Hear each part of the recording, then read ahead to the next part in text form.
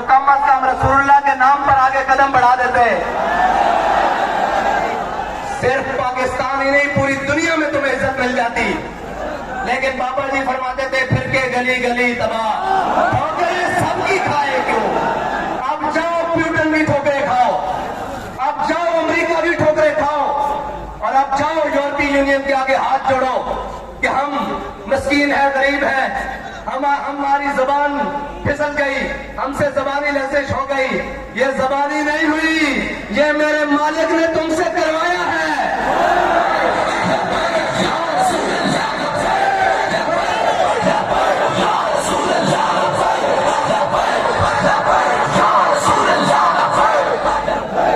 तुम बात करते हो, किस मुंह से बात करते हो कि मैंने इस्लामी फोबिया के लिए, इस्लामोफोबिया के लिए पूरी दुनिया में आवाज उठाई। और मुनाफिक आजम, मेरे ख्याल से जलील आजम, मुनाफिक आजम, सुन तो सही ये बात, तुझे गैरत नहीं आती ये बात करते हुए? इतना बेशर्म इंसान है तू। जिस असेंबली में अक्सरियत रखता था, अब नहीं है, अक्सरियत रखता था, उस असेंबली में एक नामूस रिसालत के लिए करारदाद तो पास नहीं करवा सका, तो तू बनता है लीडर के मैंने इस्लामोफोबिया में बात की है। बेशरम, तूने आफिया सिद्दीकी के लिए भी बात की थी, तूने जनाब मुल्क के अंदर 1 करोड़ नौकरियां देने की भी बात की थी, तूने उन चोरों लुटेरों के एहतसाब की भी बात की थी, तूने वो जनाब पंजाब के डाकुओं की भी बात की थी। लेकिन खुदाए लम यज़ल को मंजूर ये है कि जिसको कौम आखिरी उम्मीद समझती है, अल्लाह उसको गलियों में रुलवा रहा है कि आखिरी उम्मीद ये नहीं है। पाकिस्तान की कौम और पाकिस्तान की पहली और आखिरी बात सिर्फ हुजूर सैयद आलम सल्लल्लाहु अलैहि वसल्लम का दीन है, और वो निजाम है जो निजाम मेरे आका मौला सल्लल्लाहु अलैहि वसल्लम ने अपनी उम्मत को दिया है, जिसको समझते थे कि जी ये तब्दीली लाएगा। और वो क्या तब्दीली लाएगा जिसके अपने घर वाले मशकूक हैं। कभी उनको कहता है बिक गए हो, और हमारे यहाँ ये लफ्ज निकल जाए ना कि इसने कोई हल्की बात की है, हम कहते हैं इसको पीछे कर दो, दिलेर बंदा आगे ले आओ। तुम कहते हो पहले 25 करोड़ लेके बिक गए हैं, फिर कहते हो वापस आ जाओ, कुछ नहीं कहूंगा। मैंने कहा ना ये वापस आएंगे, ना वो 25 करोड़ वापस करेंगे, ना ये तुम्हारे साथ चलेंगे, अब तुम्हें जाना होगा। और इंशाअल्लाह तुम जाओगे, लेकिन एक बात है कि मैदान तुम जाओगे जरूर, लेकिन मैदान उन चोरों के लिए खाली नहीं होगा जिन्होंने फ्रेंडली अपोजिशन की, नामूस रिसालत के मसले पर कौम का खून, आशिकाने रसूल का खून, गुलामाने मुस्तफा का खून सड़कों पर बहता रहा, और वो बेशर्म और बेगैरत बनकर असेंबलियों में जाकर एक आवाज न उठा सके। अगर वो बेशर्म बना हुआ था तो तुम्हारी जबानें चलती थी, तुम गिरफ्तार ले जाते। वो मजहबी लीडर, वो सियासी पंडित जिन्हें आज याद आ रहा है कि कौमी हुकूमत बनाओ, मैंने कहा तुम्हें कौमी हुकूमत नहीं, तुम्हें कौमी छितर देंगे।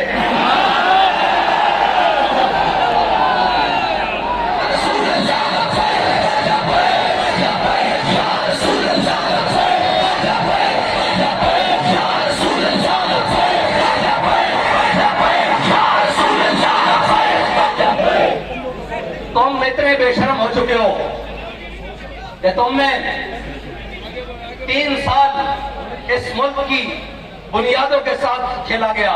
इस मुल्क में FATF जैसे लाइन कानून कवानीन पास हुए इस असेंबली से, तुम्हारे जबड़े से जबान बाहर न आई। मैं सारी अपोजिशन से बात कर रहा हूं, इसलिए कि अंडर द टेबल और अपर द टेबल बातें करने और हैं, दफ्तर खुलवाने और हैं, कौम के लिए बात करना और है। इस्लामाबाद से लेकर कराची जाना और फिर खुद कांपते हुए वापस आना, ये और है।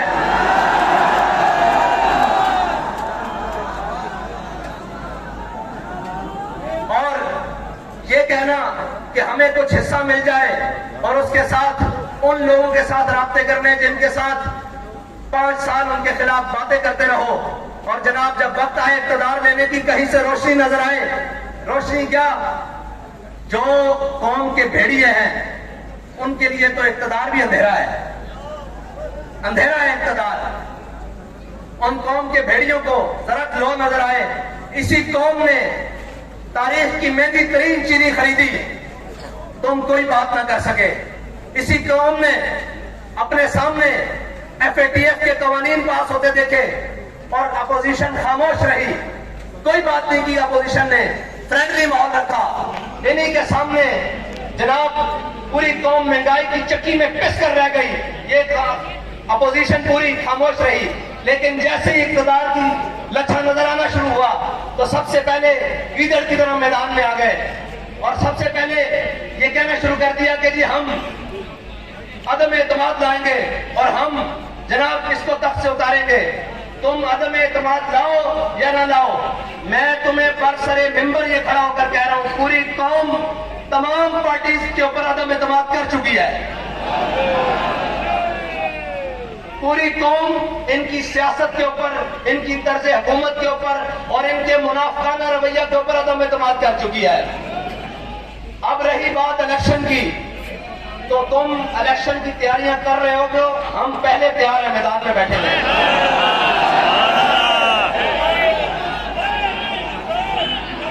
हमारे जवान भी तैयार हैं, बूढ़े भी तैयार हैं, खवातीन भी तैयार हैं, बच्चे भी तैयार हैं। एक मिनट, हमने ये तय कर लिया है कि कौम को किसी भी मसले में अब अकेला नहीं छोड़ना। वो महंगाई का मसला हो, वो सबसे पहले नामूसे रिसालत खत्म नबूवत का मसला हो, जाने देंगे, देनी पड़ी, खून देंगे, देना पड़ा खून देंगे, जनाब माल देना पड़ा देंगे, लेकिन कौम को इन बोसीदा नारों के सपोर्ट नहीं कर देंगे। ये आते हैं, नारे लगाते हैं, आजकल उनको भी बड़ा जनाब मजहबी फैक्टर याद आया हुआ है, दीनी बातें याद आई हुई हैं, आज के रसूल बड़ा हुआ है। मैंने कहा तू भी मुंह दिखाने के काबिल है कि तू हुजूर से, हमारे बाबा जी बता गए हैं इस बारगाह में 2 नंबरी नहीं चलती। अभी 12 अप्रैल नहीं आया, अभी पहला रोजा नहीं आया, तेरी टांगे आसमान की तरफ है।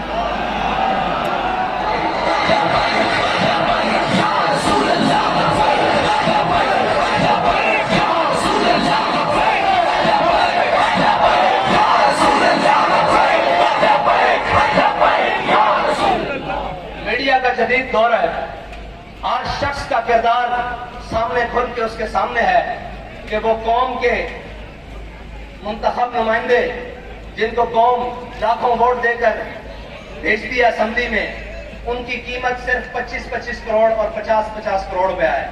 जो अपने जमीर बेच रहे हैं, वो इधर हो या उधर हो, ये सारे जमीर फरोश हैं। क्या आपको इनसे उम्मीद है कि ये पाकिस्तान को इन मुश्किल हालात में से निकालेंगे? और जमीर फरोश भी हैं, कश्मीर फरोश भी हैं और हमशीर फरोश भी हैं। इनसे बड़ा तारीख में बाबा जी फरमाते थे ये मट्टी कीमती है बादशाहों के खजीनों से, अभी तक इस्लाम मालदार है ऐसे सफीनों से, अभी तक सदा रही है तुर्बत के सीने से। अगर जिल्लत का जीना हो तो मौत अच्छी है जीने से। याद रखना, कौमों के उरूज जवाल का म्यार हमेशा कौमों का किरदार और कौम के रहनुमाओं का किरदार होता है। जो झूठ के सबसे बड़े, अगर पूरी दुनिया में मुकाबला कराया जाए तो पाकिस्तानी सियासतदान जो मौजूदा एक दूसरे के कपड़े उतार रहे हैं, अगर झूठ का मुकाबला कराया जाए तो ये सारे अव्वल नंबर पे आए, कोई भी एक पीछे ना हो। अगर करप्शन का मुकाबला कराया जाए तो ये सारे एक दूसरे के पीछे आए, अगर यू टर्न का मुकाबला कराया जाए तो सारे एक दूसरे के पीछे आए। और वो जो कहते थे कल तक कि मियां सांप, आज मियां साहब के जवाई बने हुए हैं। कोई बात नहीं, मैं तो कहता हूं अल्लाह ताला मजीद तुम्हें नंगा करे कौम के सामने, कि तुम खाते वक्त सारे इकट्ठे हो और दिखाने के दांत और हैं तुम्हारे, झूठ बोलते हो कि तुम्हें कौम का दर्द है। मरसू मरसू सिंध न डेसू, मैं क्या ना ना ना ना, मरसू मरसू सिंध को कुछ न डेसू है आप।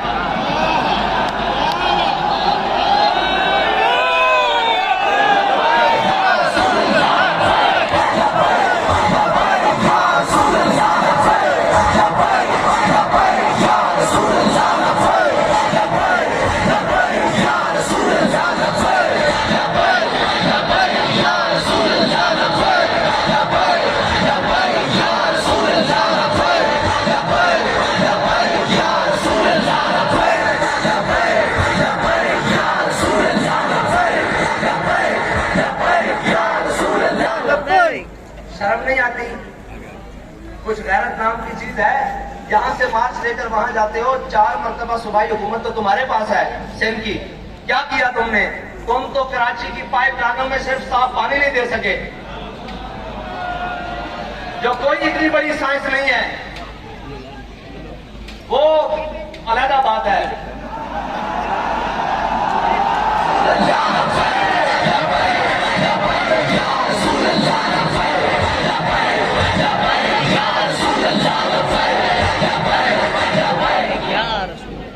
और यहां से वहां जाकर कहते हो, क्या तुमने जो तुम्हारी जिम्मेदारी थी, क्या तुमने कौम को वो जरूरियात पूरी की है?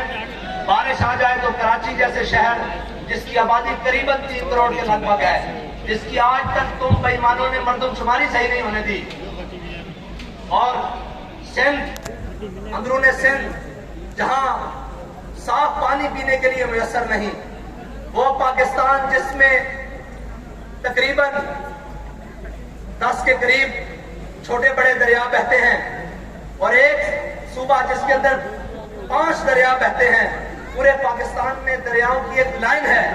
उस मुल्क के वासियों को अगर साफ पानी ना मिले तो क्या तुम्हें डूब मरने का मकाम नहीं हासिल? और तुम यहां से वहां मार्च लेकर जाते हो, महंगाई का रोना रोते हो। क्या तुमने सिंध में दूध की नहरें बहा दी हैं? क्या तुमने सिंध के वासियों को उनके जीने का हक दे दिया है?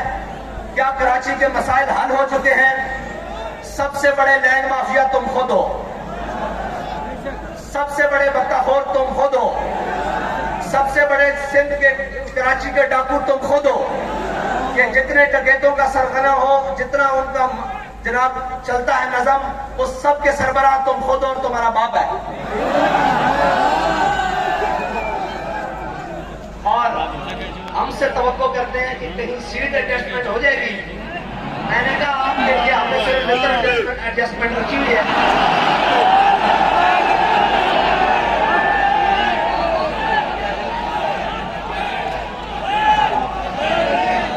भाई इसलिए कि सीट, और मेरी बात सुनो, शादी नहीं माननी, शादी नहीं माननी, वो हमने नारा लगाना है जिससे इनके जिगर पिघलते हैं।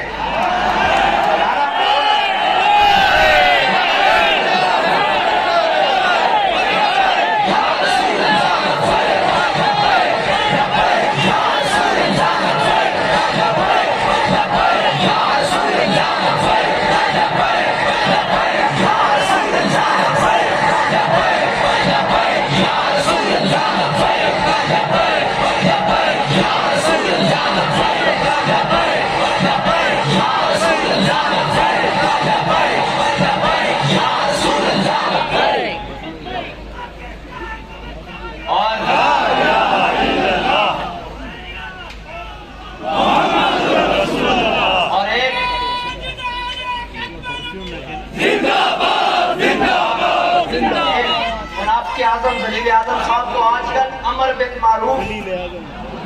मारूफ आई हुई है, और मैंने कहा भाई अमर बिन मारूफ जिनके नामे नामी से नेकी नेकी बनी है ना, पहले उनकी इज्जत की तो बात करो। अमर बिन मारूफ तो बाद में है, पहले जिनकी वजह से हमें दीन मिला है, नेकी मिली है, राय हिदायत मिली है, पहले उनके नाम की तो बात करो। ये 2 नंबरियां नहीं चल सकती। और काश कि वो वक्त तुमने ना खोया होता। तुम्हें आना तो मैदान में ही पड़ा है ना। हम तुम्हें कहते थे ये कुर्सी 4 दिन की है, आना तुमने कौम नहीं है, और तुम्हें लगाना मैदान ही पड़ेगा। काश के ये मैदान तुमने हुजूर की नामूस के लिए लगाया होता। काश के ये बयान तुमने हुजूर सैयद आलम सल्लल्लाहु अलैहि वसल्लम की नामूस रिसालत के लिए दिया होता। आज तो रो रहे हो कि न्यूट्रल जानवर होते हैं। मैंने कहा जितनी देर तुम न्यूट्रल रहे हो उतनी देर तो जानवर बनो। खान साहब 8 महीने तक कट गया हूं ना अंदर है, बाकी साहब बात चल रहे हैं।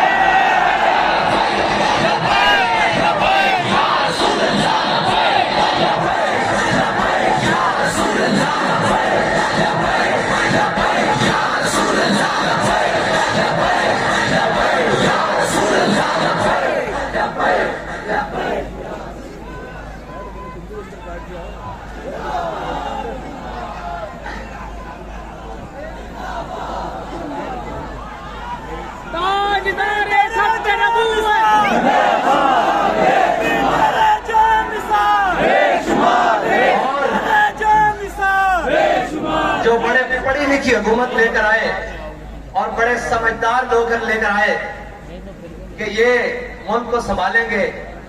उन पढ़े लिखों ने पाकिस्तान का हाल ये किया कि पहले पाकिस्तान सिक्योरिटी रिस्क पर था, इसको सरहदी खतरात थे, अब ये माशी रिस्क पर है।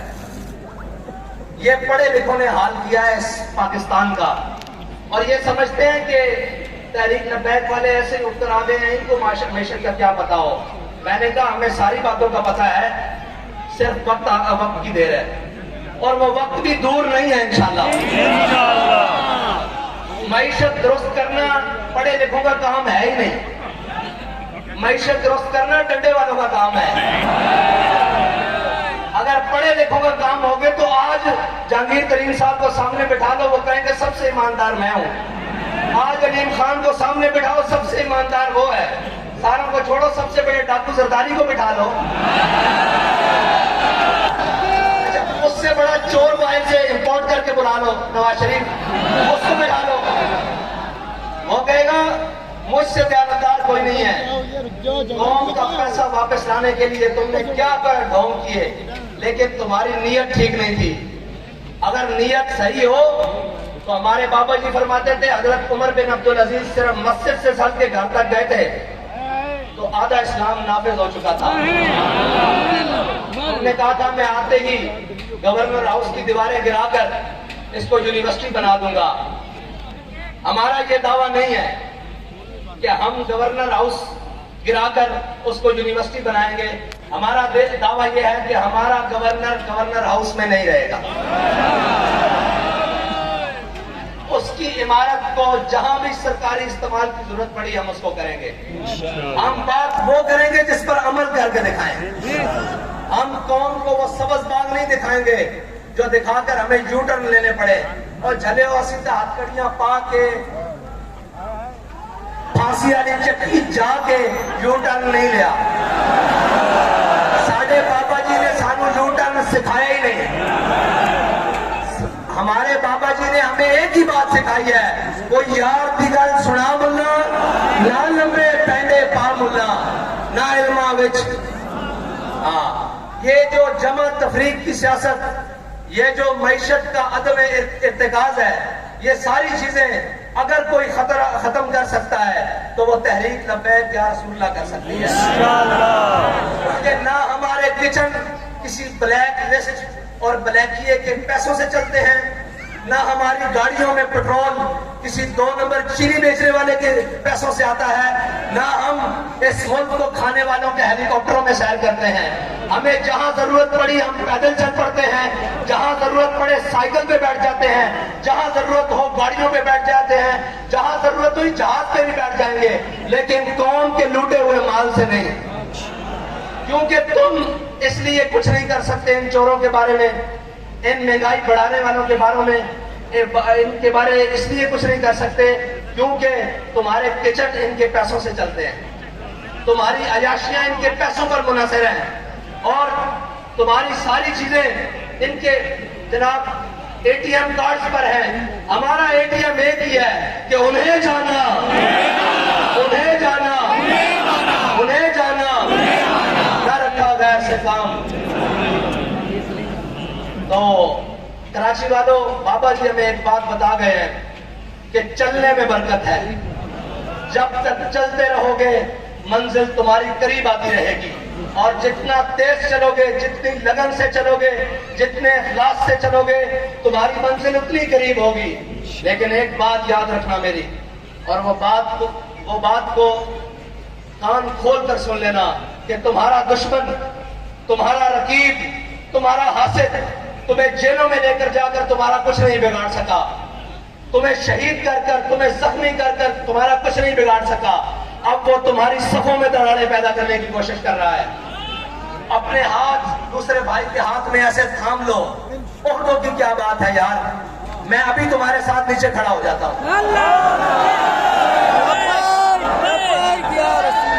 इन चीजों की कोई हैसियत नहीं।